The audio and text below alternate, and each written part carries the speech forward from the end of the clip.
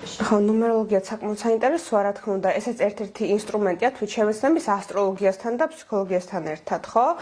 კერძოდ დაბადების თარიღის ციფრზე რომ ვსაუბრობთ, ნუმეროლოგიაში ნიშნავს დაბადების თარიღის ბევრ რამეს, ხო? ანუ კერძოდ დაბადების თარიღი არის ჩვენი ეგრეთ წოდებული გონების ციფრი ქვია, ხო? ანუ რა თარიღზეც დაიბადეთ, ის გონების ციფრი გაქვთ. ამისად ეს გვაძლევს ერთგვარ ენერგიას იმისთვის, რომ წავიდეთ წინ ცხოვრებისეულად და რეალიზება მოხდეს პიროვნული. აი დავუშვათ, ვინც დაიბადა 21 რიცხვში, 3 რიცხვში, 12 რიცხვში, ხო?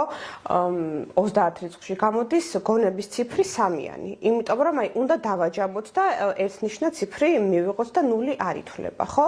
ვინც დაიბადა 5-ში, 14-ში, 23-ში, გონების ციფრი გამოვა 5-იანი და ასე შემდეგ, ხო? ამ შემთხვევაში ძალიან კარგია ვიცოდეთ რა პოტენციალი აქვს ჩვენს დაბადების თარიღს.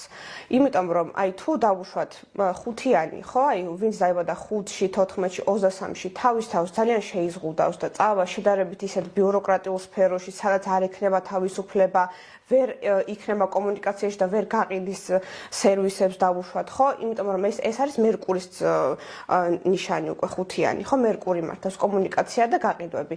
მაშინ ვერ იქნება რეალიზებული და იმ ხელწარმოებას ვერ მიაღწევს, როგორც დავუშვათ აი 5-იანი რო წასულიყო მენეჯმენტში ან გაყიდვებში, ხო? ამიტომ ძალიან კარგია ვიცოდეთ ზუსტადაც რომ აი რა ენერგიები აქვს ჩვენს დაბადების თარიღს. კი და ამას აქვს სერიოზული გავლენა პიროვნულ რეალიზაციაზე.